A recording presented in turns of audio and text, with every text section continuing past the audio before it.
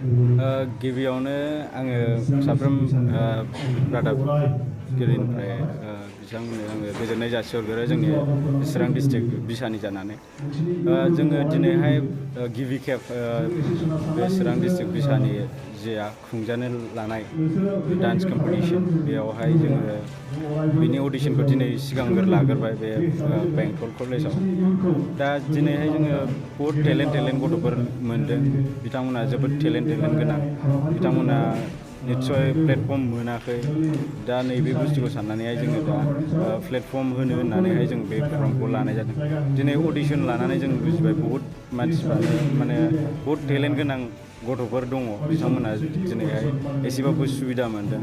दिनै आं जोबोद गोजोननाय मोनदों बेयाव फैनानैहाय माने बेवहाय अडिशन लाफैनानै माने बिथांमोननि टेलेन्टखौ नुनानै आं बिराद रंजाखांदोंबो आरो आसा खालामो बिथांमोना इयुनावहायबो मोजां पारफर्म खालामलांगोन आरो इयुनावहाय मोनसे मोजां प्लेटफर्म लाहैनानै गावसोरखौ गसंथानो हागोन होननानै आं मिजिंथिनो माने जोङोहाय चिरां बिसायाहाय दिनैहाय बे डान्स अडिशनखौहाय जों मोनथाम जायगायाव लादों। मोनसे जाहैबाय दिनैनि दिन बे बेंटल कलेज आरो गाबोनहाय जोङो 20 नभेम्बर बिजनि मिथुन डान्स एकाडेमियावहाय जों लानो थाग थियारि जाबाय आरो बिनि उनाव नेक्स्ट दिन 21 नभेम्बर बे एदिनखालि जों काजलगाव हाई स्कुल माबायावहाय फोथार बे अडिट'रियामावहाय जों लागोन।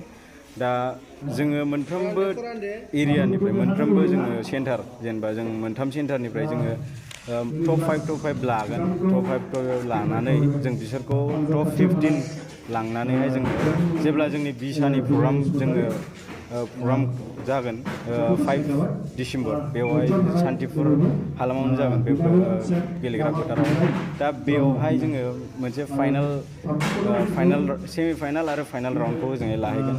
दा जोङो ओजोंहाय जोङो गथ'फोरखौहाय बिसोरनि टप 15नि गेजेरावहाय जोङो नायनानैहाय जों जाय बेस्ट बिथांमोननो जों प्राइज मानि होगोन। बेजों लोगोसे ट्रफि आरो सार्टिफिकेट होफानाय जागोन।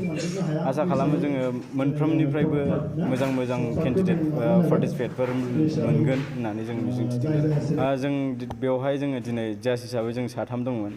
आंनिनो आंगो लोगो बिथां फंबाय बिग्राय बसुमतारी आरो सासे दङ लोगोआ बेबो बिग्राय बसुमतारी बिग्राय ब्रह्म सासे बसुमतारी सासे ब्रह्म कनफ्लिक्ट जायो जोंहा।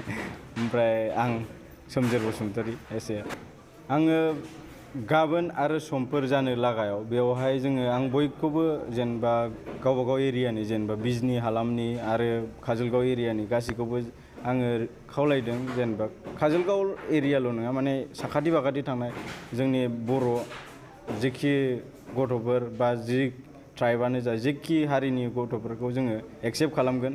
माने जाय हायो जोंनियावहाय बादायफैनो हागोन आरो पार्टिसिपेट खालामफैनो हागोन। गाबोन आरो समफोर जाय बिथांमोना बेयावहाय अडिशन होफैनो हायाखै बा गोजान होननानै फैनो हायाखै जों बिजनि आरो काजलगावआव होफैनो हागोन होननानै आं बेखौनो फोरमायहरो।